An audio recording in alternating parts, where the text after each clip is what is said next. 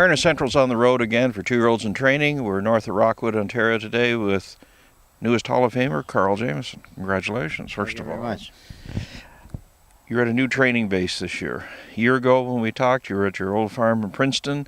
Now you've been at Ideal Training Center. You've been in Florida. You get around.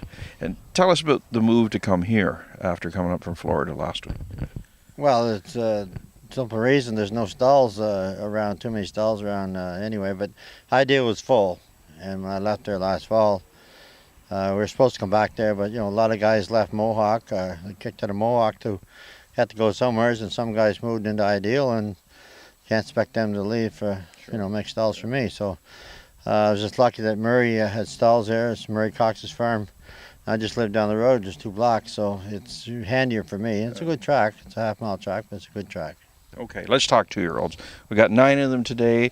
First set, we had some of these trotting horses. Let's start with Southwind Patriot, $80,000 Muscle Hill out of Lexington.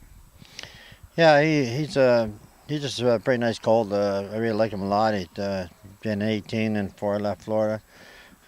He looks like he's going to be all right. It's a long time yet, but very handsome looking colt.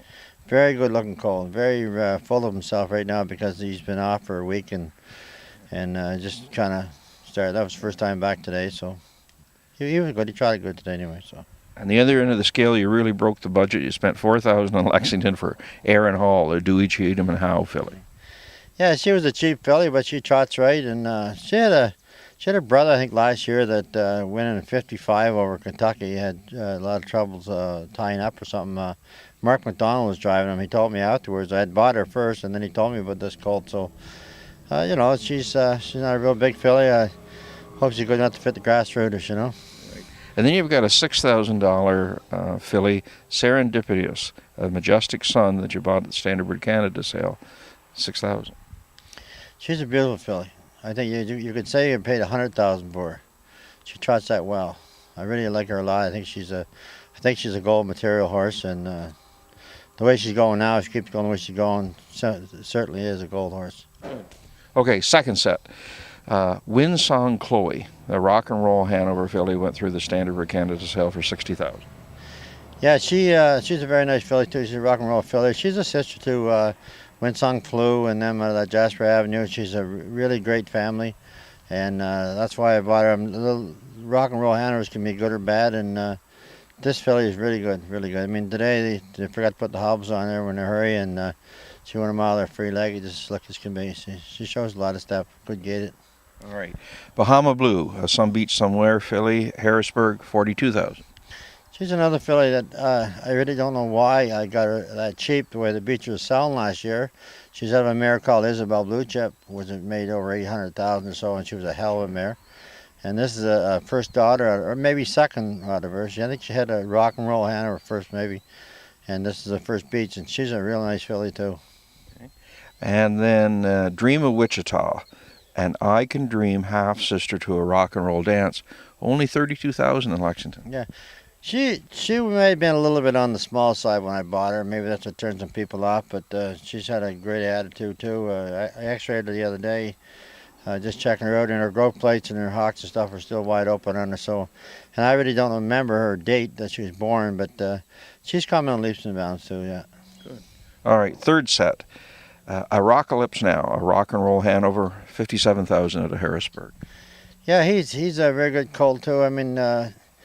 He got a sister and made for $750,000, a full sister. Having a little bit of trouble with some pimples in his throat and stuff in Florida, and a lot of allergies and stuff there. And I'm hoping that he'll get better once he's up here a couple of weeks and get cleared up. So, other than that, perfect gaited, good attitude. But I am fighting with this throat infection and stuff on him. Okay. And then one you were on, Nothing But Trouble, a Western Terror to Michelle's Revenge, only $15,000 in Lexington. Yeah, I didn't even look at this colt, and Bob didn't show him to me at the farm or nothing, or at the Kentuckiana.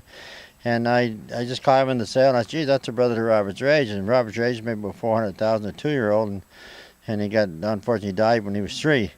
It's not a bad colt. Western Terror, he'd only be a half brother of Robert's Rage, but he's good gaited and shows he got some step. Same with him. I have a little trouble with throat infections and stuff on him too. But he was pretty. He was a lot. Seemed better today than he was in Florida. So as far as that breathing part goes. So.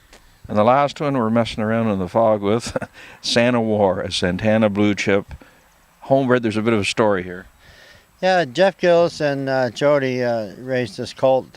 She's at a mare called Jack's Place. I trained her at 2. She broke down, and I can't remember if she cracked testimony or cracked a knee or something. Something happened to her that we had to put her up for broodmare. And anyway, Jeff bought her. Jeff and Jody, I think, owned part of her, and they kept her. And they raised a foal out of her. I think they maybe had one last year. I can't remember which one it was. I think a filly, but I'm not sure.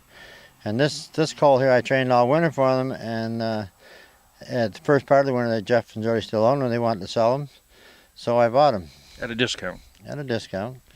And he's a pretty nice colt. I think he's good gaited and he's got a good attitude. I don't know. He looks like he's going to be all right. Okay. You've just got back from Florida. What range did you get them down to down there before you left? I trained them all between 211 and 212 before I left. And as a group, reasonably happy?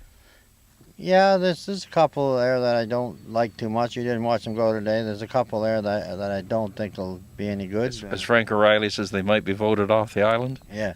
You know, like they come to leaps and bounds. They could turn around and start coming and be all right. I haven't quit with them yet. Just there's the ones that I'm a little bit downhearted a little bit about. I just don't know if they're going to be as good as they should be. But we'll give them a little bit more time yet. Well, listen, thanks for your time, Carl. And again, congratulations on the Hall of Fame. Thank you very much. Harold Howe with Carl Jamieson, 2-year-olds in training.